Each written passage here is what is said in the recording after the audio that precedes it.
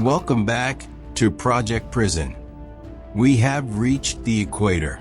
9 episodes ago, we asked a simple question: what is wrong with this world? Since then, we have mapped the bars of our cage.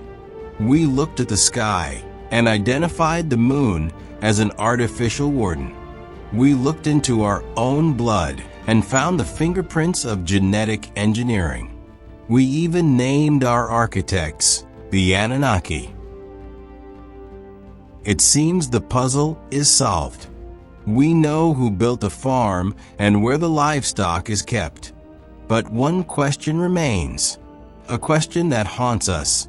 If we are so ancient, if our souls are immortal, why don't we remember a damn thing? Why is humanity stuck in a loop, stepping on the same historical landmines century after century? The answer is simple and terrifying. It is not enough to design the perfect slave. You must constantly format their hard drive. Today, we leave the genetics lab and step onto the battlefield of history. Today, we expose how the system steals your past so you never see your future. This is Episode 10, The War for Memory. They lied to you. They told you culture is just dessert. Theaters, museums, folk songs, traditions, they taught you this is just decoration, a garnish, something unnecessary for survival. This is a fatal error. In the architecture of the prison, culture is not entertainment. It is the IFF system, identification friend or foe. It is the source code stitched into your subconscious. It is the only thing that distinguishes a nation from a herd of biological units working for food. That is why the great wars of history are never about territory or resources. Land can be captured in a week.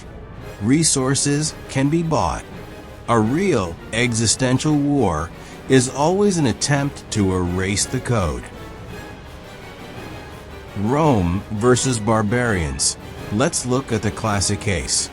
Ancient Rome and the barbarians. School textbooks told you the barbarians came for gold. That is a lie. The barbarian hates Rome not because Rome is rich. The barbarian hates Rome because Rome is substance. And the barbarian is an empty shell. The barbarian has no history of creation. He only knows how to consume. But the horror begins when the barbarian wants to become the Roman. He kills the patrician, strips the white toga off a corpse, and drapes it over his own shoulders. He pins stolen medals to his chest.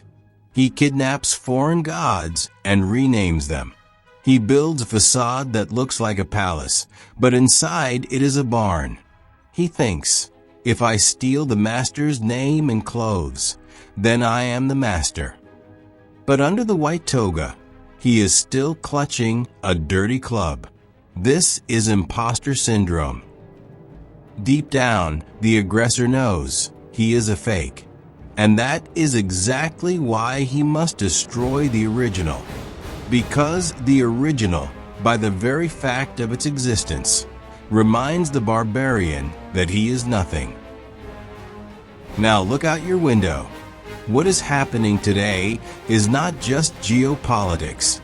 This is identity theft on a planetary scale. Moscovia is a historical hacker who hijacked the account of Chivan Rus. They stole the name. They stole the church. They stole the alphabet. They stole the history of the princes. But they have a glitch. There is a witness. There is the real owner of the passport they are trying to forge. That witness is Ukraine. We are living proof of their counterfeit nature. As long as Saint Sophia stands in Kiev, their Kremlin is just cheap scenery. As long as the original breathes, the copy cannot become the only reality. That is why they fire missiles at museums, not just barracks. That is why they burn Ukrainian books in city squares, like a medieval inquisition. Their goal is a global factory reset. They want to delete the file named Ukraine from the universe's server, so that no one remembers the Tsar is a fake. As of the end of 2025, the destruction is staggering.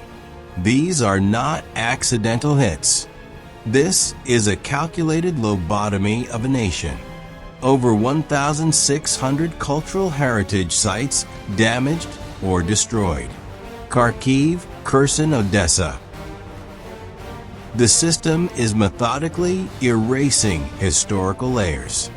They don't just bomb stone, they bomb the carriers of the code. Libraries, theaters, universities. These aren't just statistics. These are 1,600 attempts to erase your memory. The barbarian cannot create, so he must turn Rome into rubble, so his own mud hut doesn't look so pathetic against the skyline. But the barbarian has a problem. He can burn the library, he can level the theater, but he cannot destroy the access code written in your DNA and your language. As long as one carrier of the original remains alive, the copy is doomed to fade. This war ends not when the cannons go silent. It ends when the last Ukrainian remembers that they are not a little brother, but the sole legal heir to 1,000-year history. Kiev stood before Moscow. Kiev will stand long after it is gone. Today, we didn't just give you data. We gave you a weapon. This topic is a red flag for the system. We know the bots will swarm the comments to blur the truth, to force you back into an inferiority complex. That is why today we need your voice. Write in the comments, which historical myth about brotherly nations did you personally shatter during this war? Share the moment you woke up. Let this chat become a territory of truth that cannot be hacked.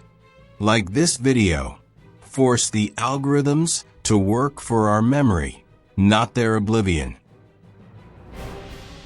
We have reclaimed our past. We remembered who we are. But if we are so ancient, so powerful, why don't we feel it? Why is our hardware limited? Why does our brain run at only 5% capacity? Why can't we hear the voice of the Creator, but only the static of the news? In the next 11th episode, we find the cause. We will perform an X-ray of the moon and look deep inside our own skulls. We will prove that we weren't just lied to historically. We were switched off biologically. Next time, the broken code. We will find the part they stole from us. Thank you for holding the line. You are the original. And for conscious viewers of our project, we recommend watching the first 10 episodes of the Prison Project, because in the future their logic will be important in the process of watching the following episodes. See you in reality.